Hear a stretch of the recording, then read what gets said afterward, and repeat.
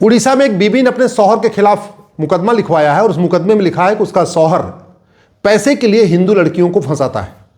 उसने अपनी लिखित शिकायत में कप्तान को बताया, वहां पुलिस कप्तान को, कि उसके शौहर को एक हिंदू लड़की को फंसाने के लिए 10 लाख रुपए मिलता है और अब तक वो 2 लड़कियों से निकाह कर चुका है। नाम बदलता है, ट्रैप करता है, काफी दिन उनके साथ अपने संबंध बनाता है और बाद में उनको कन्वर्ट करके उनको भी मुसलमान बनाता है। यही काम उत्तर प्रदेश से पहले छांगुर कर रहा था। छांगुर भी पैसे दे रहा था। छांगुर का रेट फिक्स नहीं था 10 लाख रुपए, उसका अलग अलग रेट था कि अगर ब्राह्मण की बेटी है और सिख है, जैन है, बौद्ध है, मारवाड़ी है, अग्रवाल है, माहेश्वरी है तो 15 लाख रुपए देता था अपने गुरुओं को। इसी तरीके से जाट, गुजर, यादव, पटेल, कुर्मी, केवट, इनको जो है वो 10 लाख रुपए देता था हिंदू बेटियों को ट्रैप करने के लिए। और जो दलित की बेटी है, पासवान है, सरोज है, धोबी की बेटी है, उसको वो 5 लाख रुपए देता था। और छांगुर का गिरोह तो पूरे भारत के लगभग 600 जिलों में काम कर रहा था। 5000 उसने गुर्गे पाल रखे थे। यही घटना, सेम लगभग घटना उड़ीसा में हुई है। वहां रेट अलग अलग ना हो कि फिक्स रेट 10 लाख रुपए। महाराष्ट्र से यह घटना पहले आ चुकी है, बंगाल से यह घटना आ चुकी है, गुजरात से आ चुकी है। तो सवाल यह है कि पैसा आता कहां से है? आखिर कन्वर्टेड हिंदुओं की इतनी फंडिंग होती कहां से है? तो उसका पहला जवाब यह है, इनको फंडिंग कराने के लिए कांग्रेस ने 2010 में कानून बनाया था और यह कानून आज भी चल रहा है। यह कानून FCRA खत्म नहीं हुआ है, इसलिए फंडिंग नहीं रुकी है। और फंडिंग नहीं रुकी है तो लब जिहाद चल रहा है। और लब जिहाद कोई ऐसा नहीं कि बहुत कम हो रहा है, पूरे देश में लब जिहाद हो रहा है। उत्तर से दक्षिण, पूरब से पश्चिम तक हो रहा है। केरल हो, चाहे तमिलनाडु हो, चाहे बंगाल हो, चाहे गुजरात हो, चाहे यूपी हो, चाहे बिहार हो, हर जगह लब जिहाद हो रहा है। सरकार राष्ट्रवादी हो या समाजवादी हो या सेकुलर हो या वामपंथी, हर जगह लब जिहाद हो रहा है। और ये लब जिहाद हो रहा है साल में 5 लाख बहन बेटियों के साथ। 5 लाख में से 1.5 लाख तो मिल जाती हैं, 3.5 लाख वापस नहीं मिल रही हैं। इसका मतलब प्रतिदिन 1000 बेटियों का लब जिहाद, प्रतिदिन 1000 बेटियां लब जिहाद का शिकार हो रही हैं। तो उनकी जो पहली फंडिंग हो गई FCRA के जरिए, दूसरी उनको फंडिंग होती हवाला के जरिए। और हवाला कानून अभी तक चल रहा है, इसको हमने बदला नहीं है, इसलिए हवाला कारोबार चल रहा है, इसलिए उनकी लब जिहाद की फंडिंग भी चल रही है। तीसरा होता है जो भारत के अंदर ब्लैक मनी जनरेट होती है, उससे लब जिहाद की धर्मांतरण की फंडिंग होती है। चौथी फंडिंग होती है बेनामी फंडिंग होती है लब जिहाद और धर्मांतरण की। इसके अलावा बैंकों के जरिए बहुत बड़ी मात्रा में फंडिंग आ रही है विदेशों से। जिन विदेशी बैंकों की ब्रांचेस भारत में है, हेडक्वार्टर दुबई में है, हेडक्वार्टर उनका अरब में है, हेडक्वार्टर कहीं उनका कनाडा में है, हेडक्वार्टर ऑस्ट्रेलिया में, उन बैंकों के जरिए भी फंडिंग हो रही है। इसलिए मेरी एक अलग इसमें मैंने PIL फाइल किया यूनिफॉर्म बैंकिंग कोड लागू करने के लिए। गुरु तेग बहादुर जी धर्मांतरण रोकने के लिए अपना सब कुछ बलिदान करके चले गए।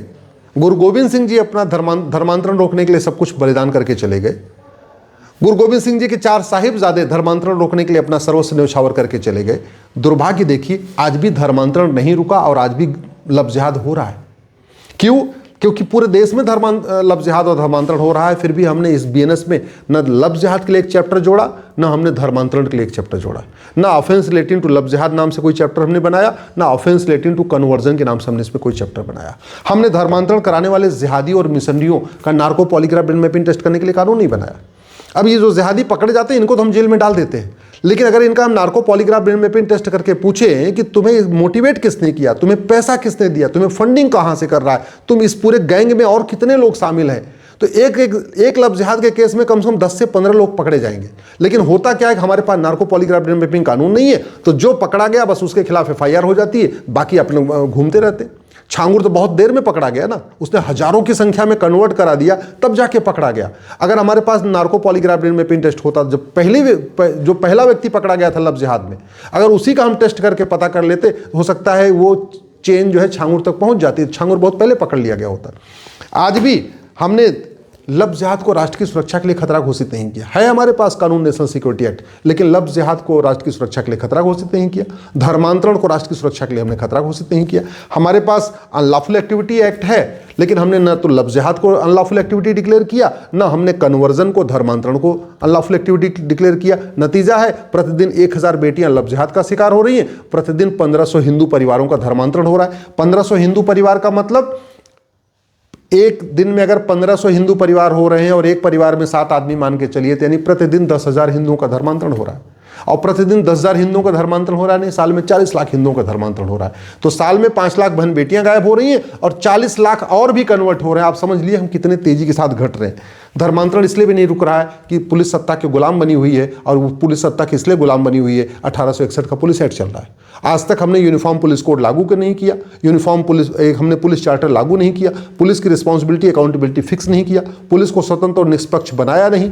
तो यूपी की पुलिस तो धर्मांतरण कराने वालों पे काम कर रही है, उड़ीसा की पुलिस भी धर्मांतरण कराने वालों पे काम कर रही है, राजस्थान की पुलिस भी अब करने लग गई है, महाराष्ट्र की अब करने लग गई है। लेकिन भारत के कई राज्यों में तो बिल्कुल लफ्ज़ जिहाद के ऊपर पुलिस कार्रवाई नहीं करती। तो इस कानून को बदलना पड़ेगा, यूनिफॉर्म पुलिस कोड लागू करना पड़ेगा, पुलिस चार्टर लागू करना पड़ेगा, तब जाके लफ्ज़ जिहाद रुकेगा, तब जाके धर्मांतरण रुकेगा।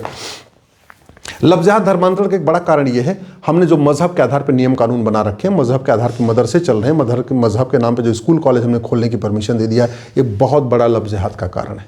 मदरसे जो है वहाँ पे लफ्ज़ जिहाद की ही ट्रेनिंग हो रही है, मदरसों में धर्मांतरण की ही ट्रेनिंग हो रही है। कायदे से अगर आप सोचिए तो मदरसा जो है लफ्ज़ जिहाद और धर्मांतरण का ही अड्डा बन चुका है आज की डेट में। और ये भारत में नहीं, पूरी दुनिया में।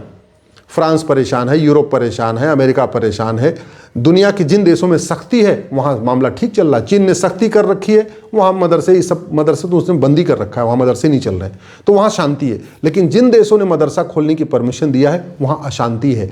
तो अगर हम वास्तव में चाहते हैं भारत को सुरक्षित बनाना चाहते हैं, लफ्ज़ जिहाद धर्मांतरण रोकना चाहते हैं, तो मजहब के आधार पर नियम कानून, मजहब के आधार पर मंत्रालय और आयोग, मजहब के आधार पर बोर्ड और ट्रिब्यूनल, मजहब के आधार पर लोन वजीफा, मजहब के आधार पर स्कूल कॉलेज, इसको सबको बंद करना पड़ेगा। माइनॉरिटी मेजॉरिटी का कॉन्सेप्ट ही खत्म करना पड़ेगा। अगर हम लफ्ज़ जिहाद रोकना चाहते हैं तो मदरसे खत्म करके हमें यूनिफॉर्म एजुकेशन सिस्टम लागू करना पड़ेगा। अगर हम लफ्ज़ जिहाद रोकना चाहते हैं तो जो सेक्शन 111 है बीएनएस में, जो ऑर्गेनाइज क्राइम है, उस ऑर्गेनाइज क्राइम में हमें लफ्ज़ जिहाद और धर्मांतरण को भी ऑर्गेनाइज क्राइम डिक्लेयर करना पड़ेगा। अगर हम लफ्ज़ जिहाद धर्मांतरण रोकना चाहते हैं तो सेक्शन 113 जो एक्ट ऑफ टेररिज्म है उसमें हमें मेंशन करना पड़ेगा कि लफ्ज़ जिहाद और धर्मांतरण भी एक्ट ऑफ टेररिज्म है। आखिर हमारे गुरुओं ने इतना बड़ा बलिदान किया किस लिए था? धर्मांतरण रोकने के लिए ना। अगर धर्मांतरण रोकने के लिए हम कानून नहीं बना सकते तो हम किस बात का अपने गुरुओं का सम्मान करते हैं? हम अपने गुरुओं की जयंती मना रहे हैं, पुण्यतिथि मना रहे हैं, हम 4 साहिबजादों की पुण्यतिथि मना रहे हैं, सब कुछ कर रहे हैं, माला चढ़ा रहे हैं, फूल चढ़ा रहे हैं, उनकी फोटो शेयर कर रहे हैं। लेकिन उनके सम्मान में अगर हम इतना काम नहीं कर सकते, कानून नहीं बदल सकते, तो मतलब फिर किस बात का सम्मान रह गया? अगर हम उनका सपना साकार नहीं कर सकते, उनकी अंतिम इच्छा पूरी नहीं कर सकते, तो किस बात का फिर हम उनका सम्मान करते हैं? अल्टीमेटली धर्मांतरण रुके, घर वापसी हो, यही गुरु तेग बहादुर जी की इच्छा थी। धर्मांतरण रुके, घर वापसी हो, यही गुरु गोविंद सिंह जी की इच्छा थी। धर्मांतरण रुके, यही 4 साहिबजादों का सपना था, इसलिए उन्होंने बलिदान दिया। और अगर हम धर्मांतरण नहीं रोक पा रहे हैं, घर वापसी नहीं करा रहे हैं, तो इसका मतलब हम अपने गुरुओं का सम्मान ठीक से नहीं कर पा रहे हैं।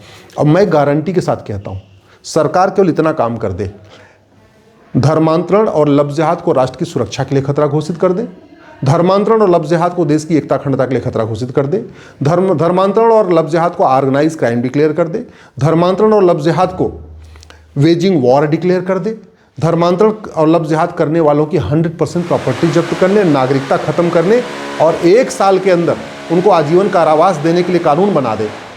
मैं गारंटी लेता हूं लफ्ज़ जिहाद धर्मांतरण खत्म हो जाएगा। सरकार केवल इतना काम कर दे, लफ्ज़ जिहाद और धर्मांतरण को राष्ट्र की सुरक्षा के लिए खतरा घोषित कर दे, लफ्ज़ जिहाद धर्मांतरण को अनलॉफुल एक्टिविटी डिक्लेयर कर दे, लफ्ज़ जिहाद और धर्मांतरण को वेजिंग वॉर डिक्लेयर कर दे, लफ्ज़ जिहाद और धर्मांतरण को ऑर्गेनाइज क्राइम डिक्लेयर कर दे, और लफ्ज़ जिहाद करने वालों और धर्मांतरण करने वालों और उनके मददगारों का narco polygraph brain mapping test करने, 100% प्रॉपर्टी जब्त करने और 1 साल के अंदर उनको आजीवन कारावास देने के लिए कानून बना दे। मैं गारंटी के साथ कहता हूं, लफ्ज़ जिहाद रुक जाएगा, धर्मांतरण रुक जाएगा, गुरु तेग बहादुर जी का सपना साकार होगा, गुरु गोविंद सिंह जी का सपना साकार होगा, 4 साहिबजादों का बलिदान जो व्यर्थ जा रहा है वो व्यर्थ नहीं जाएगा, और वीर सावरकर जी का और इसके अलावा गुरु गोलवलकर जी का भी सपना साकार होगा, भारत बचेगा। एक बात याद रखिएगा, दुनिया में सबसे ज़्यादा लफ्ज़ जिहाद भारत में हो रहा है, दुनिया में सबसे ज़्यादा धर्मांतरण भारत में हो रहा है।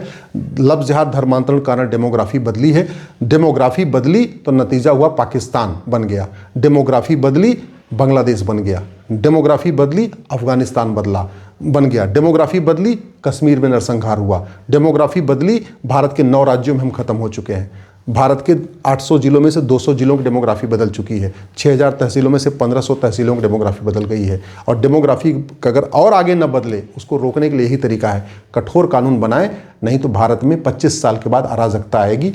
आज के नेता 25 साल के बाद आपका मकान, दुकान, खेत खलिहान, आपकी बहू बेटी बचाने नहीं आएंगे। लेकिन जो मैं कानून कह रहा हूँ, अगर आज ये बन गया, आपका मकान दुकान भी सुरक्षित रहेगा, आपकी बहू बेटी भी सुरक्षित रहेगी, आपका खेत और खलिहान भी सुरक्षित रहेगा, और आने वाले 25 पीढ़ियां आपके आराम से भारत में रहेंगी।